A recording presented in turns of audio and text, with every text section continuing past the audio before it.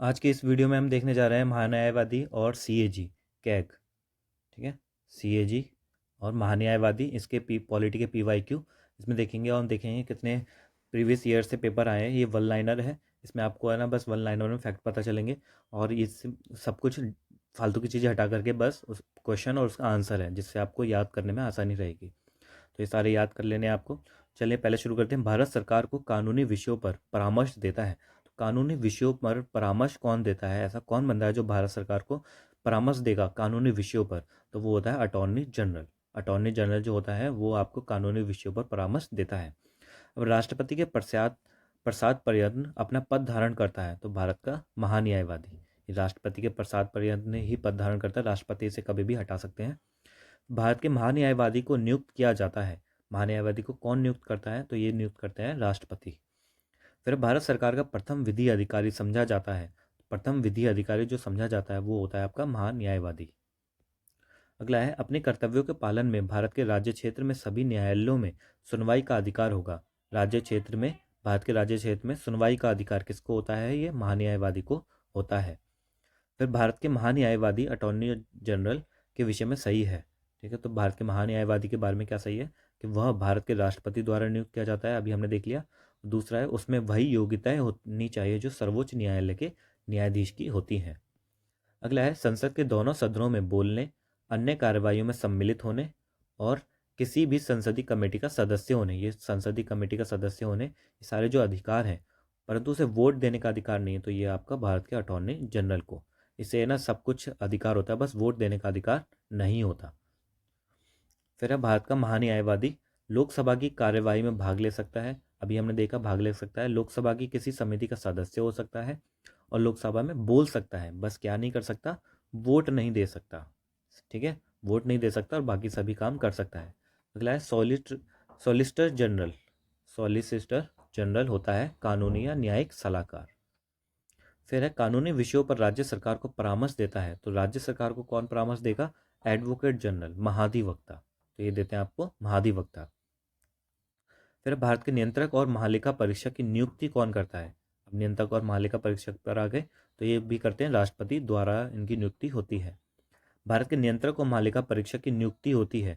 किस अनुच्छेद के तहत इनकी नियुक्ति होती है? वो है आर्टिकल 148, अनुच्छेद 148 के तहत इनकी नियुक्ति होती है। इसे ध्यान कर लेना आपको कि नियुक्ति कौन करता है? राष्ट्रपति। और नियुक्ति किस आर्टिकल के तहत होती है? तो 148 के अंतर्गत, अनुच्छेद 148 के अंतर्गत इनकी नियुक्ति होती है। फिर भारत के नियंत्रक और महालेखा परीक्षक के संघ के लेखा संबंधी प्रतिवेदनों को सर्वप्रथम प्रस्तुत किया जाता है। तो कौन करता है? भारत के राष्ट्रपति को। जो अगर नियंत्रक और मालिका परीक्षक होते हैं तो संघ के जितने भी लेखा संबंधी प्रतिवेदन होते हैं तो ये किसके सामने प्रस्तुत करेंगे? तो ये प्रस्तुत करते हैं भारत के राष्ट्रपति को प्रस्तुत करते हैं। फिर भारत के नियंत्रक और मालिका परीक्षक के पद का सृजन किया गया था। जो पद का सृजन किया गया था वो संविधान द्वारा किया गया है। फिर भारत के नियंत्रक और मालिका परीक्षक के पद पर नियुक्ति का कार्यकाल, जो कार्यकाल होता है नियंत्रक और मालिका परीक्षक का, वो 6 वर्ष का होता है। ये बहुत बार पूछा गया है तो आप ध्यान में रख लेना, 6 वर्ष का इसका कार्यकाल होता है। अगला है, भारत के नियंत्रक और मालिका परीक्षक के संबंध में सही है। तो ये सारे तीनों कथन सही हैं। उनकी नियुक्ति राष्ट्रपति द्वारा की जाती है, हमने देख लिया है। फिर उनका वेतन सर्वोच्च न्यायालय के न्यायमूर्ति के समान होता है, ये भी सही है।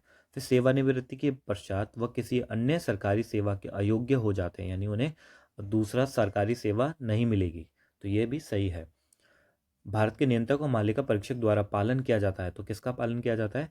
संविधान की संचित निधि से होने वाले सभी व्ययों का लेखा परीक्षण करना और उनके संबंध में प्रतिवेदन प्रस्तुत करना।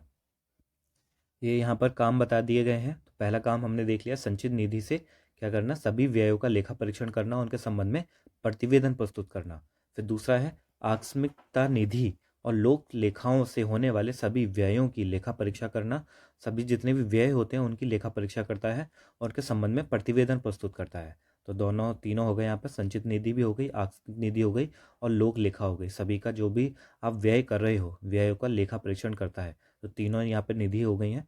फिर दूसरा है, सभी व्यापार, निर्माण, लाभ, हानि लेखाओं की लेखा परीक्षा करना और उनके संबंध में प्रतिवेदन प्रस्तुत करना। तो सभी में ये प्रतिवेदन प्रस्तुत करते हैं और लेखा परीक्षा करते हैं। यहाँ पर जितने व्यापार हो रहा है, निर्माण हो रहा है, लाभ और हानि, इन सब की भी ये करते हैं। तो ये सारे इनके फंक्शंस दे रखे हैं जो आपको याद करने हैं।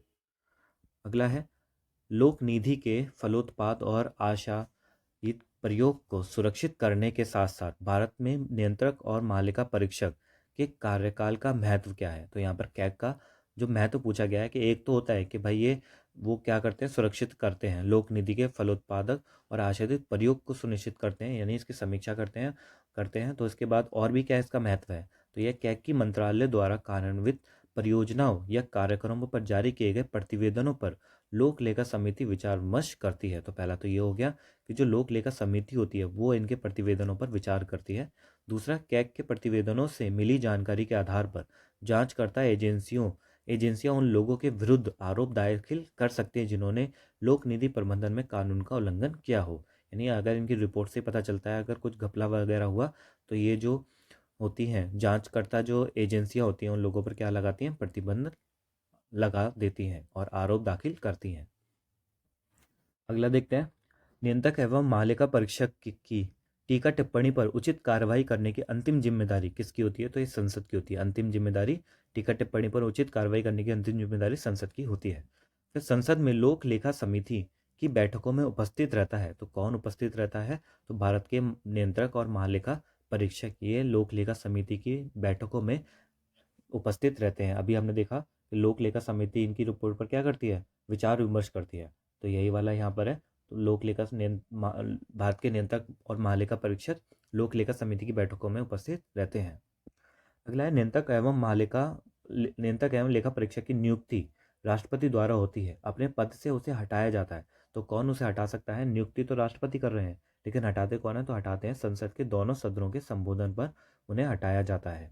ऐसे ही नहीं हटाया जाता, जब संसद के दोनों सदनों के संबोधन पर उसे हटाया जाता है।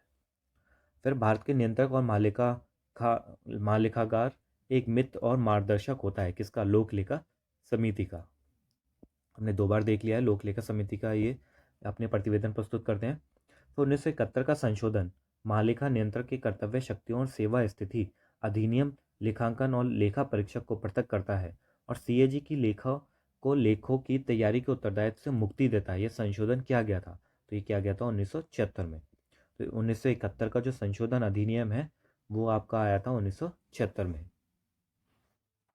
और इस अनुच्छेद ने लेखांकन और लेखा परीक्षा इन दोनों को अलग अलग कर दिया और सीएजी को लेखों की तैयारी के उत्तरदायित्व से मुक्ति दे दी। तो यह आ गया था आपका 1976 में आया था 1971 का संशोधन अधिनियम। अगला देते हैं, लोक निधि का अभिभावक कहा जाता है। तो लोक निधि का अभिभावक किसे कहा जाता है, नियंत्रक और महालेखा परीक्षक को लोक निधि का अभिभावक कहा जाता है। लोक वित्त सरकार के वित्तीय क्रियाकलापों का अध्ययन है। लोक वित्त सरकार के वित्तीय क्रियाकलापों का अध्ययन है, इसके अंतर्गत आते हैं। तो लोक वित्त के अंतर्गत क्या क्या आता है, लोक वित्त के अंतर्गत आता है सार्वजनिक खर्च का परीक्षण, दूसरा आता है सार्वजनिक राजस्व, तीसरा आता है वित्तीय प्रशासन।